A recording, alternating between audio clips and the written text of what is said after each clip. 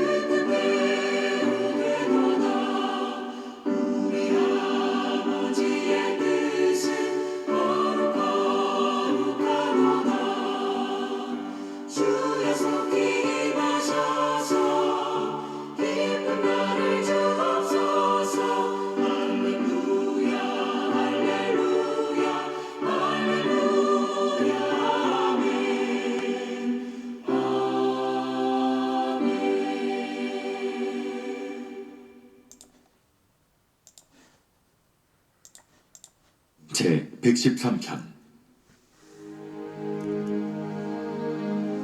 할렐루야. 여호와의 종들아 찬양하라. 여호와의 이름을 찬양하라. 이제부터 영원까지 여호와의 이름을 찬송할지로다. 해 돋는 데에서부터 해 지는 데에까지 여호와의 이름이 찬양을 받으시리로다.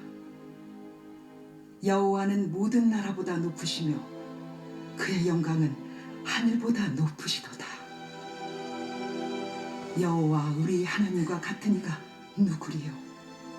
높은 곳에 앉으셨으나 스스로 낮추사 천지를 살피시고 가난한 자를 먼지 더미에서 일으키시며 궁핍한 자를 거름 더미에서 들어세워 지도자들 곧 그의 백성의 지도자들과 함께 세우시며 또 임신하지 못하던 여자를 집에 살게 하사 자녀들을 즐겁게 하는 어머니가 되게 하시는도다.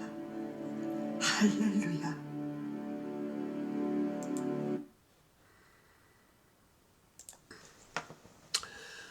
네, 오늘 시편 113편 함께 묵상합니다. 113편은 우리가 읽은 대로 찬양, 하나님께 찬양하는 데에 대해서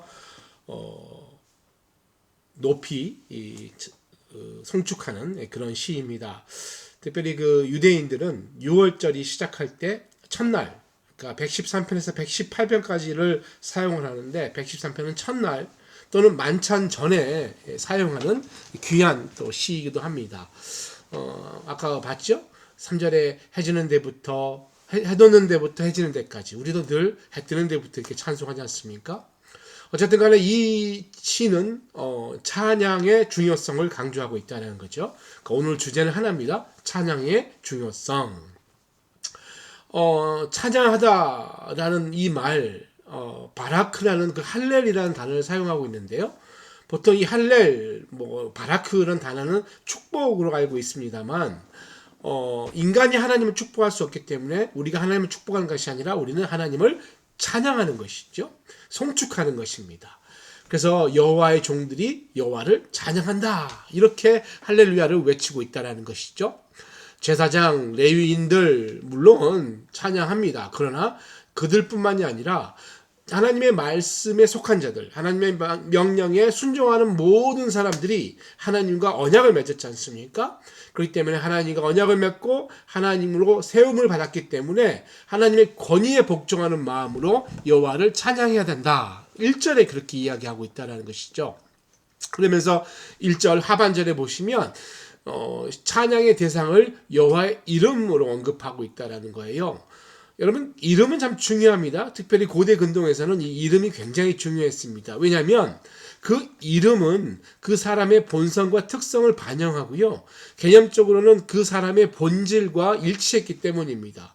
그러니까 여러분, 이름, 즉 여호와 우리 하나님은 자신의 백성들과 언약을 맺으시고 그 약속을 성실하게 이루시는 그 본성을 나타내시잖아요. 그것이 바로 여호와의 이름이라는 거예요. 그래서 여호와의 이름을 찬양하다라는 것은 무슨 우상을 숭배하듯이 그냥 맹목적으로 찬양하는 것이 아니라 언약을 맺으셨고 그걸 성실히 이루시는 그 하나님을 기억하면서 그 하나님의 베푸신 은혜를 찬양하라라는 뜻을 갖고 있다는 거예요. 그래서 여러분, 우리도 예배 시간에 늘 찬양하지 않습니까? 또 우리의 삶 가운데 찬양을 듣기도 하고 찬양을 부르기도 하죠. 근데 이것이 그냥 내가 즐기는 것이 아니라 실제로는 하나님을 기억하는 것이고요, 하나님을 약속을 다시 한번 새기는 것이고 하나님의 은혜를 다시 한번 상기하며 그를 높이는 일이라는 거니까, 여러분, 찬양이라는 것이 우리에게 얼마나 귀한 일 아니겠습니까? 찬송할지로다. 3절에 거죠. 찬송할지로다. 히브리어로는 하야라는 동사인데요, 이것이 미완료형입니다. 이 말은 끝났던 게 아니라 끝까지 계속해서 찬양해야 된다. 즉 여호와의 이름은 늘 끝나지 않고 영원히 찬양받기에 합당하신 이름이다. 이렇게 이해할 수가 있겠습니다.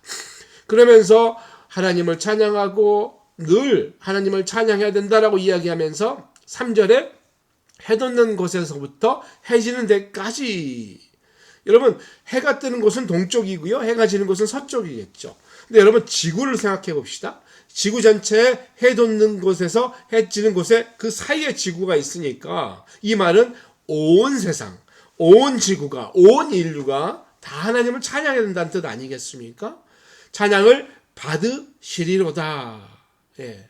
그러니까 하나님은 과거에도 찬양을 받았고 지금도 찬양을 받으실 거고 앞으로도 찬양을 받으시리로다 라고 이야기하고 있습니다. 그러니까 여러분, 누구를 찬양하고 언제 찬양하고 어디서 찬양하고 언제까지 찬양하는지 아주 자세하게 오늘 시편 말씀이 우리에게 이야기하고 있다는 것이죠.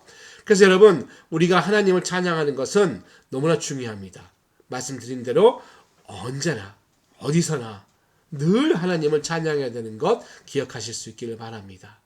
그리고 4절에서 6절 말씀 보면 이제 시편 기자는, 시인은 그 하나님의 높으심에 대해서 이야기하고 있거든요.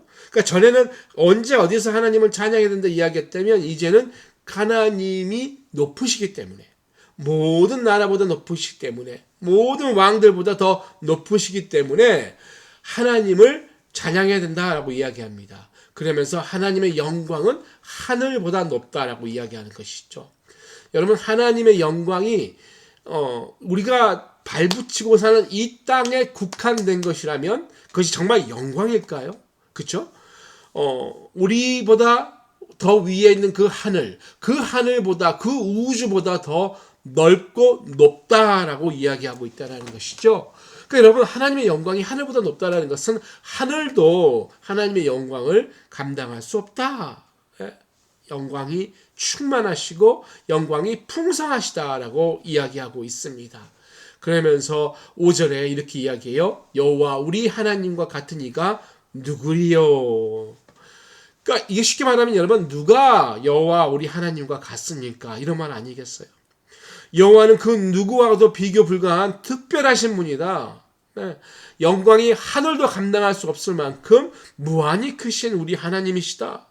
높은 보좌에 앉아서 우리를 살피시는 그 아버지 하나님을 이야기하고 있는 것이죠. 높은 보좌 위에 앉아서 온 만물을 통치하시는 온 세상의 주권자. 하나님의 모습 아니겠어요, 여러분? 그것이 바로 누구하고도 비교할 수 없는 높으신 분이다. 근데 여러분 중요한 것은 그 높으신 분이 이제 6절에 스스로 낮추어 천지를 살피신다. 직역해보면 천지를 살피기 위하여 스스로 낮추셨다라고 이야기할 수 있어요. 그러니까 이런 거죠. 부모님이 어린아이가 나타나면 그 어린아이와 눈을 맞추고 그 아이의 이야기를 듣기 위해서 스스로 낮아지는 것, 스스로 무릎을 꿇고 낮은 자세로 임하는 것을 이야기하는 것 아니겠습니까? 어린아이를 위해서 허리를 숙여서 자신의 높이를 아이의 높이로 낮춰주는 것. 즉 하나님께서 이 세상에 우리를 위하여 그 높으신 곳에 계시지만 낮아지셔서 우리의 음성을 들으시고 우리의 필요를 살펴주신다는 것. 여러분 이것이 사랑이죠, 사랑. 부모님이 자녀에게 갖는 그런 사랑처럼 애정을 갖고 있다는 거예요. 온 하늘의 보좌의 그 높으신 분이 온 땅의 낮은 자들을 위해서 스스로 낮아지는 것. 여러분 이 안에는 사실 예수 그리스도를 이야기하고 있는 것 아니겠습니까? 하나님이 이 땅에 죄인으로, 죄인이 아니시지만 이 땅의 죄인들을 위해서 그가 친히 죄를 담당하시는 그 모습, 예수 그리스도를 이야기하고 있는 것이에요. 그러면서 이런 상황 가운데 우리는 하나님을 정말 깊이 묵상하면 찬양하지 않을 수밖에 없다는 거죠. 예수님 하늘 영광 버리고 이 땅에 오셔서 십자가에 자신을 내어주셨습니다. 그래서 가난한 자, 궁핍한 자, 그런 자들에게 존귀한 자로 만들어주셨다는 거예요. 그래서 하나님 나라의 영원한 삶을 가질 수 있도록, 그걸 우리가 가질 수 없었잖아요. 우리를 위해 스스로 낮추사 이 땅에 오셔서 십자가를 지시고 그 대속의 은혜로 우리는 하나님의 집에서 영원히 살 수 있는 존재로 변화됐다는 것, 너무나 감사한 일 아니겠습니까? 그래서 여러분 우리가 찬양을 안 할 수가 없어요. 그래서 여러분 찬양하실 때 그냥 찬양하는 것보다 늘 이 하나님의 은혜를 기억하는 것 중요할 것 같아요. 특별히 예수님이 하나님이시지만 이 땅에 오셔서 나를 위해 십자가 지시고 자기 몸 버려 나를 살려주신 그 은혜를 생각할 때 내가 감사를 표현하지 않고 내가 찬양하지 않을 수 없다라는 것이죠. 여호와 우리 하나님 같은 이가 누구입니까? 이런 말을 계속해서 되뇌일 수밖에 없는 것 아니겠어요? 측량할 수 없는 그 하나님의 사랑을 우리 마음에 새기면서 그분을 기뻐하며 찬양하는 것 너무나 감사한 일 아니겠습니까?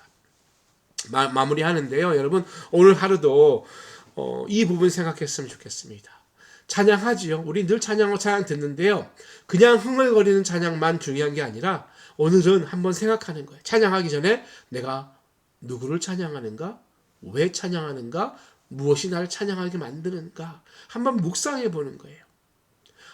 예수님이 그 높은 곳에서 이 낮은 곳으로 오셔서 나를 위해 친히 십자가의 고통을 다 이기시고 무덤에서 일어나셔서 나를 부활시켜 주신 그분, 그분의 은혜, 그분의 사랑, 그분의 그 긍휼하신 마음 내가 찬양하지 않을 수 없습니다.